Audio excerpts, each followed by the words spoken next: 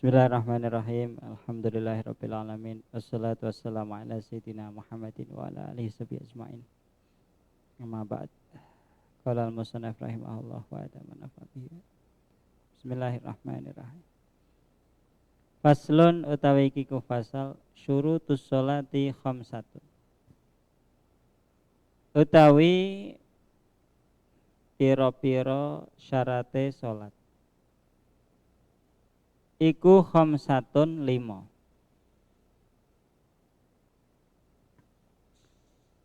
Jadi syarat sholat ada 5 ya. Syarat yang harus dipenuhi agar sholatnya sah ada 5. Ada tapi salah sijine khamsah iku toharatun suci an hadasin saking hadas cilik, wajana batin lan hadas gede. Syarat sah sholat yang pertama adalah suci dari hadas kecil dan besar. Fal ula mongko utawi perkara kang awal yaitu toharoh anil hadas, sesuci saking hadas cilik. Iku al wudu, iku wudu. Cara menghilangkan hadas kecil adalah dengan berwudu. Wa syurutuhu utawi pira-pira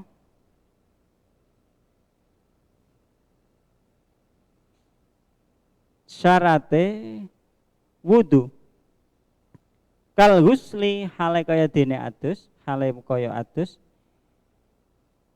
iku maun mutlakun, banyu. Maun iku iku banyu, mutlakun kang mutlak.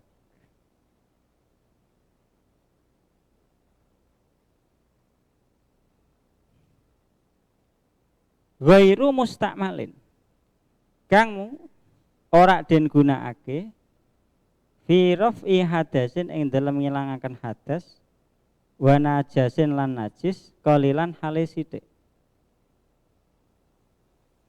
Jadi syarat wudu sebagaimana mandi yang pertama yaitu menggunakan maun mutlakun ya. Untuk lebih mudahnya kita pakai bahasa air mutlak. Yang mutlak itu sebenarnya ya, maun, kata maun. Tapi ini untuk mempermudah pemahaman kita pakai air mutlak. Jadi harus menggunakan air mutlak ya, air yang yang masih murni, yang belum digunakan untuk menghilangkan hadas atau najis ketika dia sedikit. Artinya kalau air mutlak itu sedikit, maka dia bisa digunakan untuk berwudu dengan syarat belum pernah digunakan untuk menghilangkan hadas atau najis. Jadi air mutlak itu ada kalanya sedikit, ada kalanya banyak. Kalau sedikit itu maksudnya kurang dari 2 qullah. 2 qullah itu sekitar 216 liter menurut satu pendapat ya. Jadi 2 qullah itu menurut satu pendapat sekitar 216 liter. Kurang dari itu namanya air sedikit. Kalau sudah mencapai 2 qullah atau lebih namanya air yang banyak. Ketika air mutlak itu sedikit, maka dia kalau belum pernah digunakan untuk menghilangkan hadas, belum pernah digunakan untuk menghilangkan najis, maka dia masih suci mensucikan, bisa digunakan untuk berwudu ya. Contoh ada air 1 ember kecil. 1 ember kecil ya, ada keran mengalir ke ember, kita berwudu dari ember itu pakai cedok. Air yang ada di ember ini sedikit, tidak mencapai 2 qullah. Tapi berhubung dia masih murni, belum pernah digunakan untuk menghilangkan hadas atau najis, maka bisa kita gunakan untuk berwudu. Tapi kalau sudah digunakan untuk menghilangkan hadas atau najis, air sedikit sudah pernah digunakan untuk menghilangkan hadas atau najis, maka dia tidak mensucikan lagi. Tidak mensucikan lagi. Contoh, kita mengambil air 1 genggam tangan ya, dari bak mandi yang besar misalnya, atau dari laut, kita berada di laut, kita mengambil 1 genggam sak cawuk ya, sak cawuk tangan gini. Ini kan sedikit. Kita basuh ke wajah, basuhan pertama ya, kita wudhu, membasuh wajah pertama kali, kita niati menghilangkan hadas kecil ya, kita niati wudhu. Maka yang menetes ke bawah terpisah dari wajah ini tidak boleh digunakan untuk bersuci lagi ya. Ini karena sudah digunakan untuk menghilangkan hadasnya wajah, ini jatuh ke bawah, ini menjadi mustakmal. Ya, beda kalau air dalam jumlah besar kita gunakan untuk menghilangkan hadas, ya, ke laut ya, kita selulup niat wudhu atau niat mandi besar ya, banyu 1 laut ya nggak akan menjadi mustakmal ya, banyak.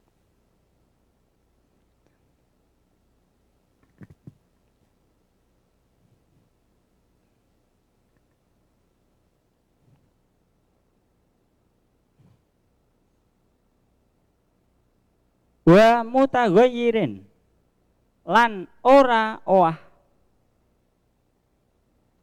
kathiron kelawan owah kang akeh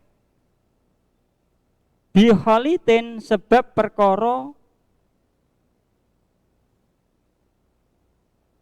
kang bisa campur kelawan banyu tohirin kang suci ghonia kang semugih apa mak anhu saking kholitin.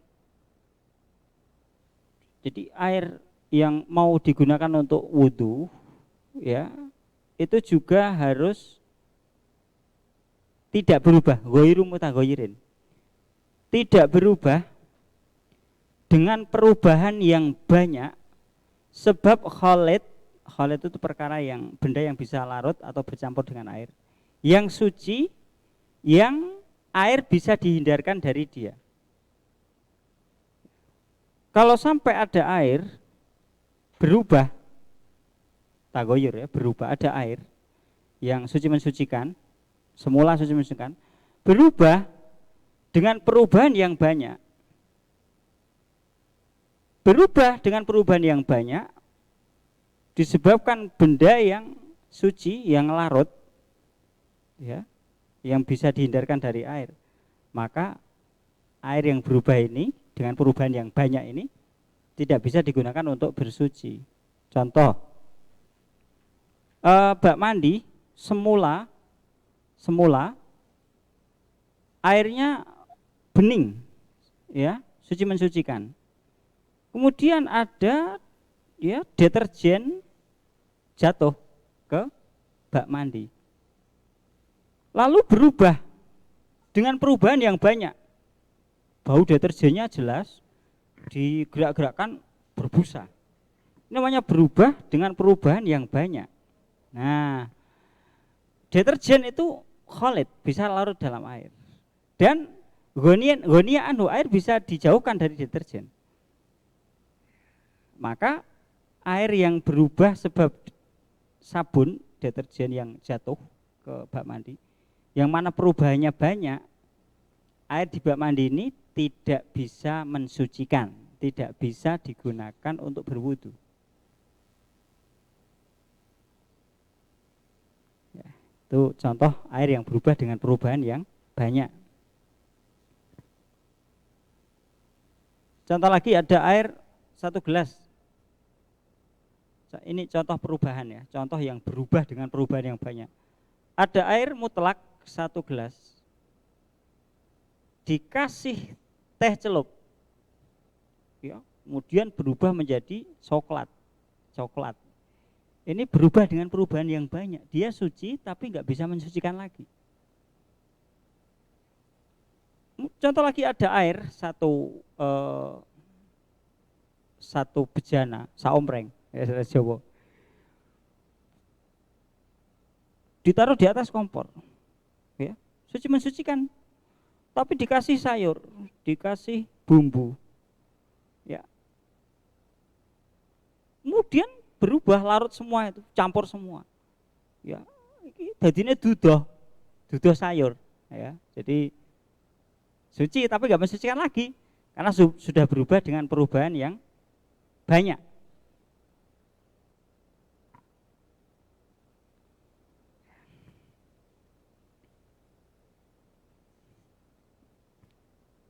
Nah, kalau perubahannya hanya sedikit atau tidak berubah sama sekali, nggak apa-apa.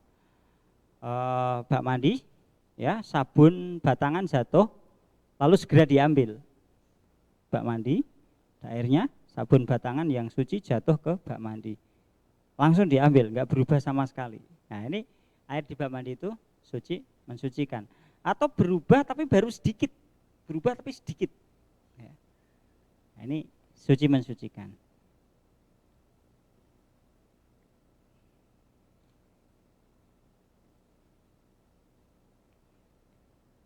Atau dia berubah banyak tapi sebab perkara yang air tidak bisa dihindarkan dari dia, tidak apa-apa. Ganggang yang hijau itu, lumut. Ada air di bak mandi, lama gak dipakai, terus dia menjadi agak hijau karena lumut, ya, berubah sebab lumut. Lumut itu memang hidupnya di air nggak bisa dihindarkan dari lumut. Air berubah sebab lumut, tidak apa-apa, ya, masih suci mensucikan. Atau air di pegunungan kapur, ya, air mengalir, ya, baunya bau kapur, tapi memang mata airnya di situ, ya, lewat ya, tempat yang dilewati, ya itu pegunungan kapur itu. Jadi kita ambil bau kapur, tapi memang mata airnya ya di situ. Tidak apa-apa karena itu nggak bisa dihindari. Mata airnya di situ, ya, berubah sebab baunya berubah menjadi mau bau kapur, tapi memang mata airnya di situ. Tidak apa-apa.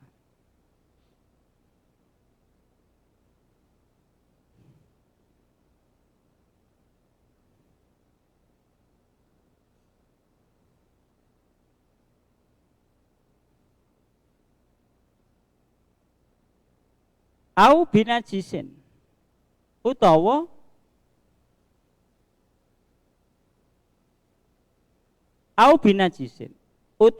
owah kelawan najis walau kana, senajan ono apa mak kathiron iku akeh. Jadi air kalau dia berubah sebab najis, maka tidak boleh digunakan untuk berwudu. Walaupun airnya banyak, lebih dari 2 kula. Tapi kalau berubah sebab najis, maka tidak bisa digunakan untuk berwudu. Jadi air sedikit maupun banyak, kalau sedikit nggak mencapai 2 kula kena najis yang tidak dimakfu, malah langsung menjadi najis walaupun nggak berubah. Ya, ada air 1 ember, tikus mati di situ. Hanya 1 ember, nggak mencapai 216 liter, nggak mencapai 2 kula. Ada tikus mati di situ, langsung najis karena nggak mencapai 2 kula walaupun nggak berubah. Kalau airnya banyak, bak penampungan besar, iya, 2 kula lebih misalnya, karena rumahnya besar atau di masjid dikasih bak penampungan di atas gede, volumenya lebih dari 2 kula.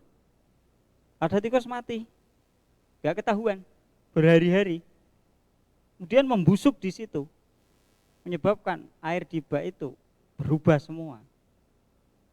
Meskipun air di bak itu banyak, lebih dari 2 kula, tapi berubah sebab bangkai tikus yang membusuk, maka menjadi najis semua, ya, najis. Kalau najis ya jelas tidak bisa digunakan untuk bersuci.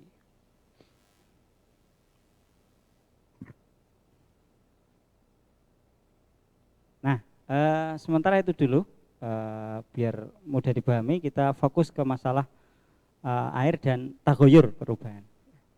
Ya, monggo kalau mungkin ada yang ditanyakan.